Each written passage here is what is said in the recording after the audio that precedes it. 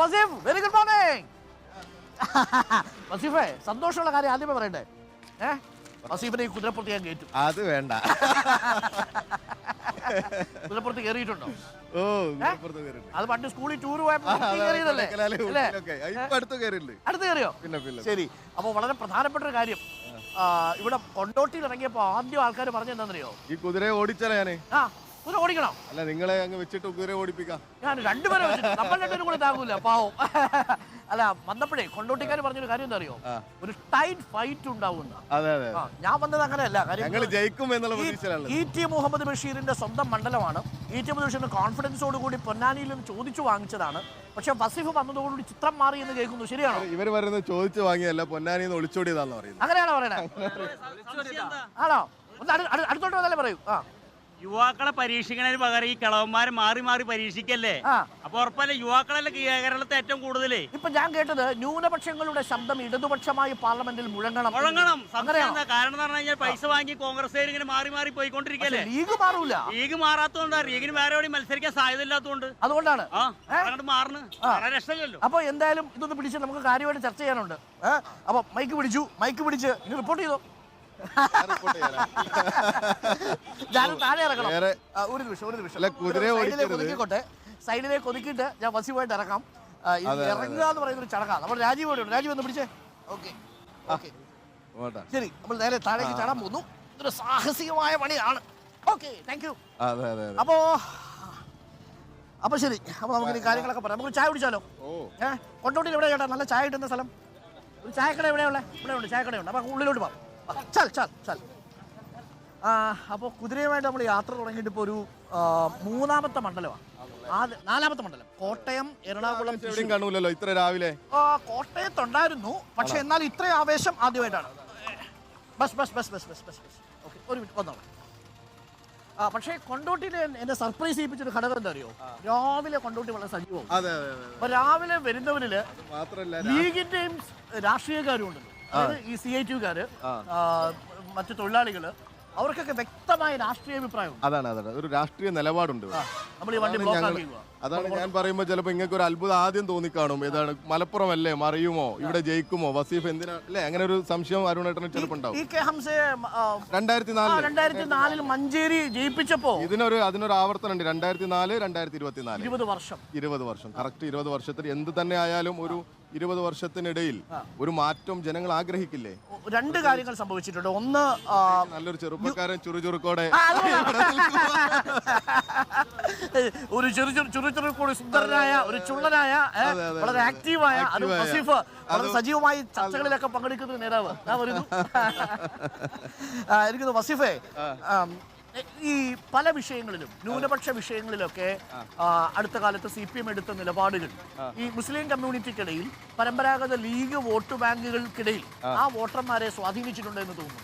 തീർച്ചയായിട്ടും. കാരണം എന്താ വെച്ചാൽ ഇടതുപക്ഷം ഈ കേരളത്തിന്റെ ഒരു ഗ്യാരണ്ടിയാണ്, രാജ്യത്തിന്റെ തന്നെ ഗ്യാരണ്ടിയായി ഇടതുപക്ഷം മാറണം എന്നുകൂടിയുള്ള തോന്നലുണ്ട്. കേരളമാണല്ലോ ഇപ്പോ RSSന് കടന്നു വരാൻ പറ്റാത്തൊരിടം. ആ കടന്നു വരാൻ പറ്റാത്തൊരു ഇടം എന്ന് പറയുന്നത് ഇവിടെ ഇടതുപക്ഷത്തിന്റെ അത്രയും ഒരു അപ്പർ ഹാൻഡാണ്. ഒരു മെജോറിറ്റി, ഒരു ക്ലീൻ മെജോറിറ്റി ഇടതുപക്ഷത്തിനുണ്ട്. ആ മെജോറിറ്റി ഉണ്ടാകുമ്പോൾ സ്വാഭാവികമായിട്ടും ഇവിടെ ഇടതുപക്ഷം വരുന്നില്ല. ഇന്നിപ്പോ നമ്മൾ പത്രം വായിക്കുന്നത് ഹിമാചൽ പ്രദേശിലെ വാർത്തകളാണ്. 6 MLA-മാർ പോകുന്നതാണ്. മാത്രമല്ല മുഖ്യമന്ത്രി മാറാൻ പോകുന്നു. അതെ, മുഖ്യമന്ത്രി സാധാരണക്കാരന്റെ മുഖ്യമന്ത്രി മാറി.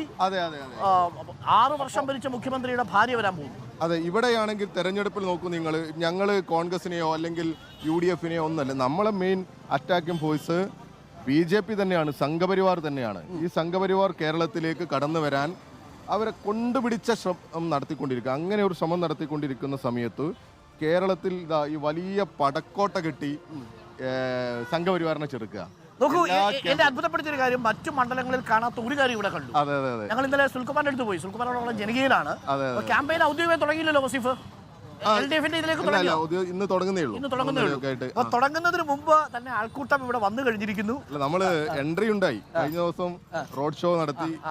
എല്ലാ പാർലമെന്റ് മണ്ഡലത്തിലെ 7 മണ്ഡലങ്ങളിൽ, നിയമസഭാ മണ്ഡലങ്ങളിലും ആദ്യഘട്ടം തന്നെ നമ്മള് എല്ലാവരെയും ഒന്ന് കൈവീശി കാണിച്ച് ഇനി എല്ലാവരിലേക്കും നമ്മൾ ചെല്ലും രണ്ടാം ഘട്ടത്തിൽ. തീർച്ചയായിട്ടും ഓടിച്ചെല്ലും.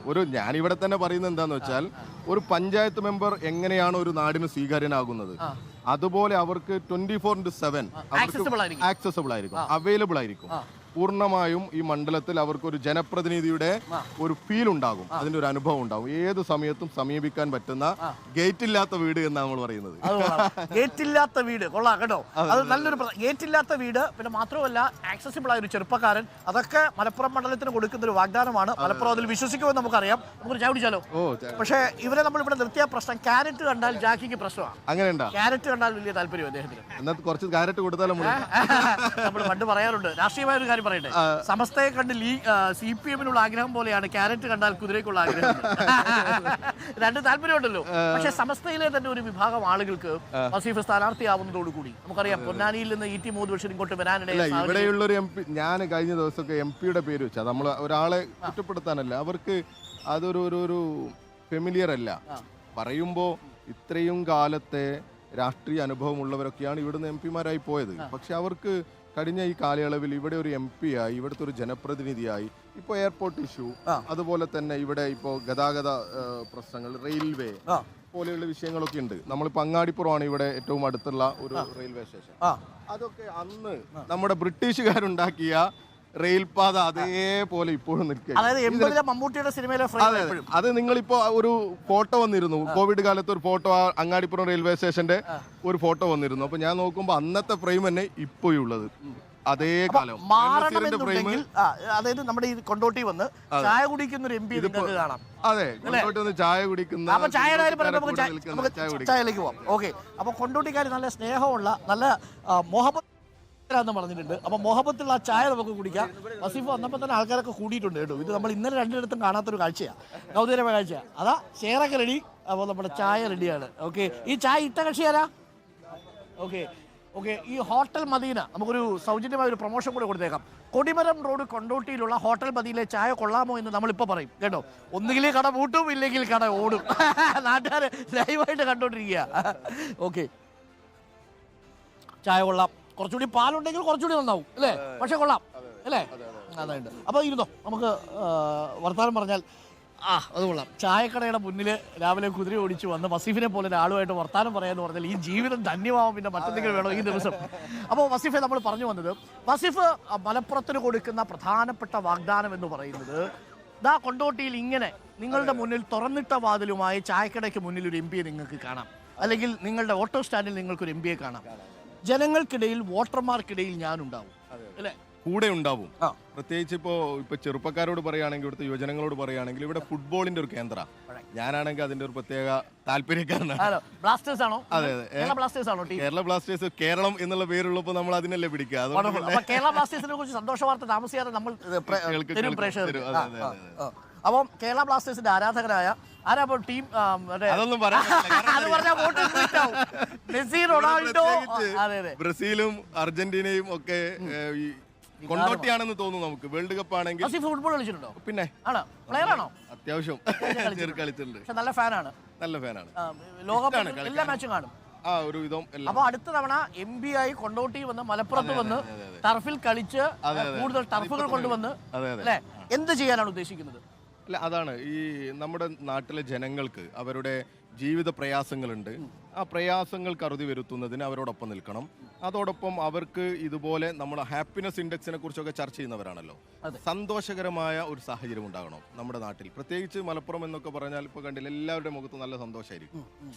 നന്നായിട്ട് ഇപ്പോൾ കല്യാണമായാൽ, അതുപോലെ ഈ കളിക്കളങ്ങളിൽ എല്ലാം ഒത്തൊരുമിച്ച്. ഇവിടെ അങ്ങനെ മറ്റൊരു ഭിന്നതയൊന്നുമില്ല. ഇവിടെ അമ്പലങ്ങളിൽ, ഇപ്പോൾ കഴിഞ്ഞ ദിവസം ഞാനൊരു തിറ സ്ഥലത്ത് പോയി, അവിടെ എല്ലാ വിഭാഗവും ഉണ്ട്. പക്ഷെ കേരളത്തിന് പുറത്ത് അങ്ങനെയല്ല. ഇവിടെയും എന്ത് ചെയ്യാൻ ശ്രമിക്കുകയാണ്, ബോധപൂർവമായി ധ്രുവീകരണം കൊണ്ടുവരാൻ ശ്രമിക്കുക. അതാണ് രാജ്യത്തിന്റെ ഹാപ്പിനെസ് ഇൻഡെക്സും കേരളത്തിന്റെ ഹാപ്പിനെസ് ഇൻഡെക്സും തമ്മിൽ വ്യത്യാസപ്പെടുന്നത്. കേരളം ഒരു പ്രത്യേക യൂണിറ്റായി ലോകത്ത് തന്നെ ഒരു ഹാപ്പിനെസ് ഇൻഡെക്സിന്റെ ഒരു പരിശോധന നടത്തിയാൽ കേരളം നമ്പർ 1 ആയിരിക്കും. ഇപ്പോൾ രാജ്യത്ത് നമ്പർ 1 ആയ കേരളം ലോകത്ത് നമ്പർ 1 ആവും. അത് തന്നെയാണ് ഞങ്ങൾക്ക് പറയാനുള്ളത്. ഈ മലപ്പുറം ഹാപ്പിനെസ് ഇൻഡെക്സിൽ 1ാം സ്ഥാനത്ത് നിലനിർത്തുന്ന തരത്തിൽ ഇവരോടൊപ്പം ഒരു ജനപ്രതിനിധിയായി വളരെ ഗ്രൗണ്ട് ടു എർത്ത് അവരോടൊപ്പം ഏത് നിലയിലും ഇരിക്കാനും അവരോട് കൂടെ നിൽക്കാനും ഏത് സമയത്തും അവർക്ക് സമീപിക്കാൻ പറ്റുന്ന ജനപ്രതിനിധിയാവും. മറ്റൊരു ഗ്യാരണ്ടി എന്തെന്ന് വെച്ചാൽ സംഘപരിവാരത്തിന് മുമ്പിൽ മുട്ടുമടക്കാതെ ഏതറ്റം വരെ പോകാനും ഉള്ള ആർജവം കാണിക്കും. അതായത് ന്യൂനപക്ഷ വിഷയം പാർലമെന്റിൽ ചർച്ചയ്ക്ക് വന്നാൽ നിങ്ങൾ അവിടെ ഉണ്ടാവും. കല്യാണത്തിന് പോവില്ല. അതിനെക്കുറിച്ച് നോ കമന്റ്സ്. കാര്യം അത് അവരുടെ വ്യക്തിപരമായ ചോയ്സാണ്. പക്ഷേ എങ്കിലും മുഹമ്മദ് ബഷീറൊക്കെ സംസാരിച്ചിട്ടുണ്ടെന്ന കാര്യത്തിൽ സംശയമില്ല.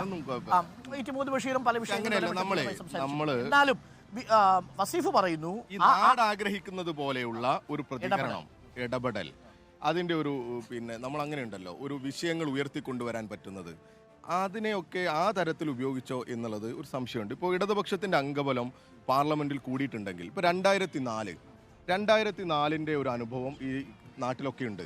2004 ഇടതുപക്ഷമാണ് കേരളത്തിൽ ഒന്നടങ്കം ജയിച്ചു പോയത്. എല്ലാ എംപിമാരും ഇടതുപക്ഷം, ഒരു MP മാത്രമാണ് ഇല്ലാതായിരുന്നത്. അങ്ങനെ ഒരു സാഹചര്യത്തിൽ അങ്ങനെ ജയിച്ചു പോയ സമയത്ത് പാർലമെന്റിൽ എന്താ കണ്ടത്? വാജ്പേയിയെ തടഞ്ഞു നിർത്തി. വാജ്പേയിയെ BJPയെ തടഞ്ഞു നിർത്തി. എന്നാൽ ഒരു മന്ത്രിസ്ഥാനം പോലും ഇടതുപക്ഷം ചോദിച്ചില്ല. ഒരു വിലപേശലും ഇല്ല. ഒരാളെപ്പോലും റിസോർട്ടിൽ കൊണ്ടുപോകേണ്ടി വന്നില്ല. ഒരാളെയും കാവല് നിർത്തേണ്ടി വന്നിട്ടില്ല. ഇടതുപക്ഷത്തിന്റെ ആ വോട്ട് അവിടെ ഉണ്ടാവും. അത് പിന്നീട് മാറിയത് ജനവിരുദ്ധ നയങ്ങൾ വല്ലാത്ത രീതിയിൽ വന്ന സമയത്ത്, വലിയ കോർപ്പറേറ്റ് നയങ്ങളും കാര്യങ്ങളും വന്ന സമയത്ത് ഇവർക്ക് തന്നെ തോന്നുകയാണ് ഞങ്ങൾ ഒറ്റയ്ക്ക് മതി എന്ന് തോന്നുമ്പോൾ മാറി എന്നല്ലാതെ ഞങ്ങൾക്ക് ഒരു മന്ത്രിസ്ഥാനമോ ഞങ്ങൾക്ക് മറ്റെന്തെങ്കിലും അധികാരമോ പണമോ ഒന്നും ചോദിച്ചില്ലല്ലോ. നയമാണ്, കോമൺ മിനിമം പ്രോഗ്രാം മുന്നോട്ട് വെച്ചിട്ടാണ് അതിന്റെ കൂടെ നിൽക്കുന്നത്. അതാണല്ലോ ഈ തൊഴിലുറപ്പ് പദ്ധതിയും കാര്യങ്ങളൊക്കെ വരുന്നത്. ആ സാഹചര്യത്തിലൊക്കെ നാടിനോട് ചേർന്ന് നിൽക്കുന്ന നയങ്ങളോടൊപ്പമാണെന്നത്. ഇപ്പൊ കോർപ്പറേറ്റ് ടാക്സിൽ തന്നെ അന്ന് ഇളവ് വരുത്താൻ കോൺഗ്രസ് ശ്രമിച്ചപ്പോ ഇടതുപക്ഷമാണ് വളരെ സ്ട്രോങ് ആയിട്ട് എതിർത്തത്. പക്ഷെ ഇപ്പൊ BJP അതിനെ കുറച്ച് കൊണ്ടുവന്നു. ഇടതുപക്ഷത്തിന്റെ കുറച്ച് MPമാരേ ഉള്ളൂ, എണ്ണത്തിൽ കുറവാണ്. ആ എണ്ണം കൂട്ടണം. ഈ ബ്ലോക്ക്, ഇടതുപക്ഷ ബ്ലോക്ക് കരുത്തായി അവിടെ നിൽക്കണം. അതായത് മലപ്പുറം പോലെ ഒരു പ്രദേശത്തെ പല രീതിയിലും ആക്രമിക്കുമ്പോൾ, വളഞ്ഞിട്ട് ആക്രമിക്കുമ്പോൾ അതിന് പിന്നിൽ വസീഫ് ഉണ്ടാവും. ആ കാര്യത്തിൽ സംശയം ഒരു തർക്കവും ഇല്ല. ജീവൻ പോയാലും ഇവരെ കൂടെ ഉണ്ടാവും. അതാണ് പ്രോമിസ്.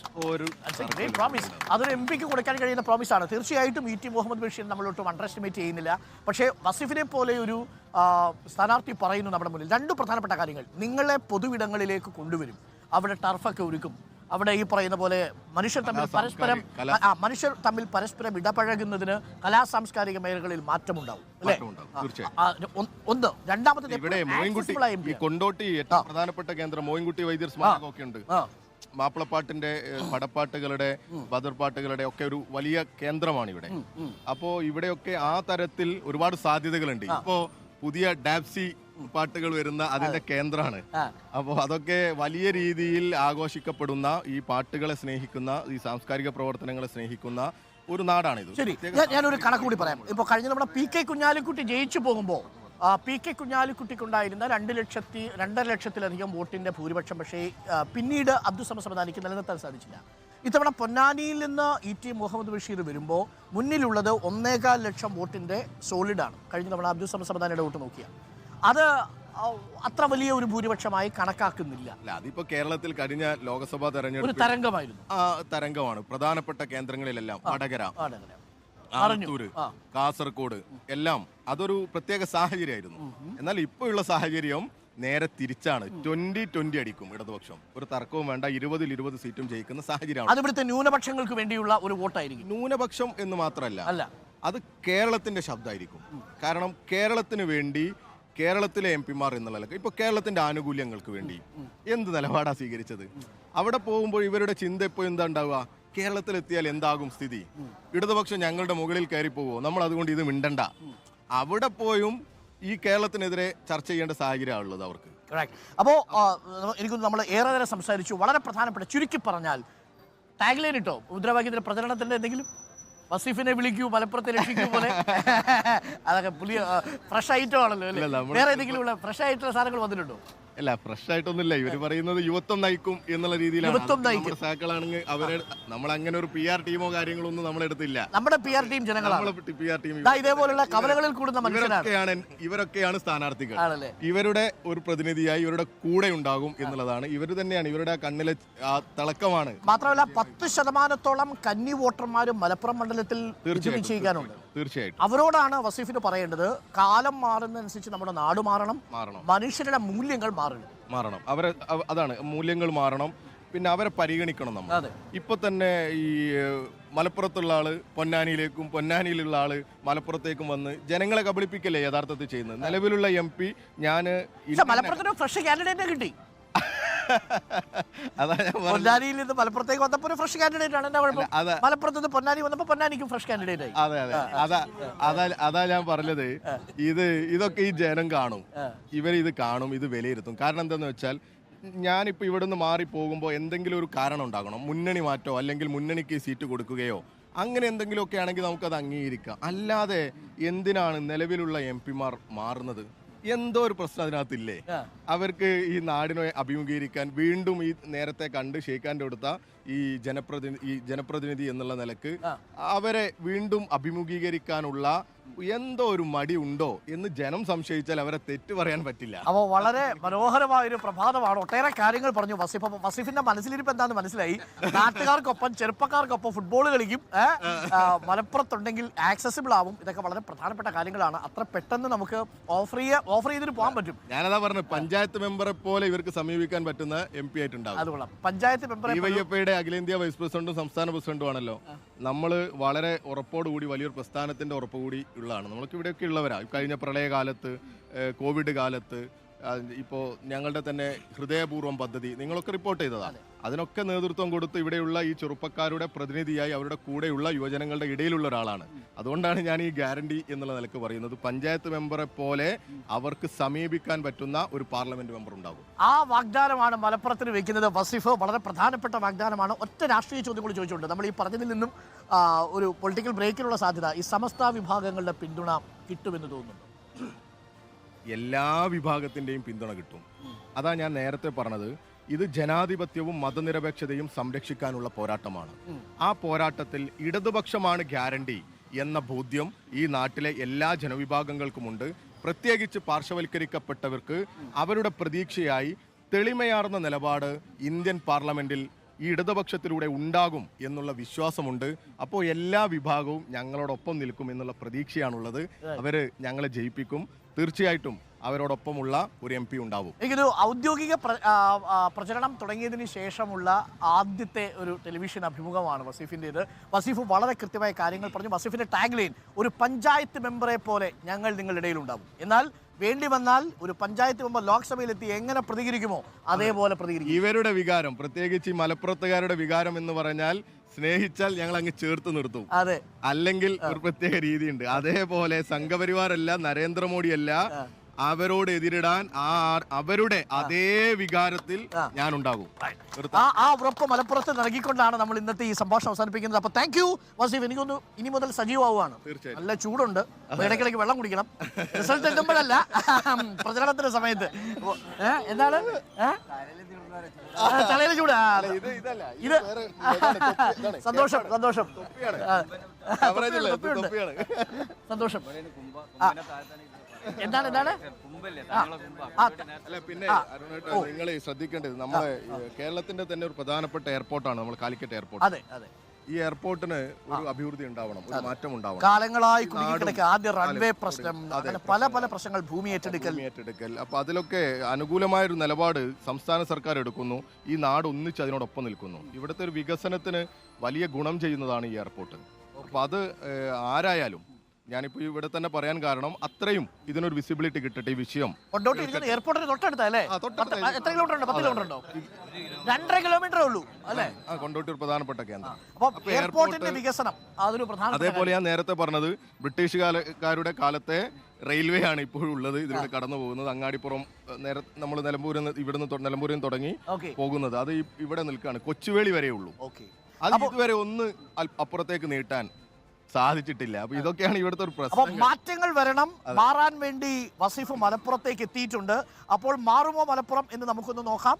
എന്താണ് മാറാത്തത്? മാറ്റമില്ലാത്തത് മാറ്റത്തിന് മാത്രമാണ്. അതാണ് നമ്മളെ അത് മാക്സ് ആണ്. അപ്പോൾ മാറ്റമില്ലാത്തത് മാറ്റത്തിന് മാത്രമാണെങ്കിൽ മലപ്പുറം മാത്രം മാറാതിരിക്കുന്നത് എങ്ങനെ എന്ന ചോദ്യം പ്രസക്തമാണ്. അപ്പോൾ വസീഫിനോടൊപ്പമുള്ള നമ്മുടെ പ്രഭാത സംഭാഷണം അവസാനിക്കുന്നു. ഇനി നമുക്ക് E.T. മുഹമ്മദ് ബഷീറിനെ കാണാം. അദ്ദേഹത്തിന്റെ പ്രതീക്ഷയും നമുക്ക് ജനങ്ങളുമായി പങ്കുവയ്ക്കാം. Thank you Wasif.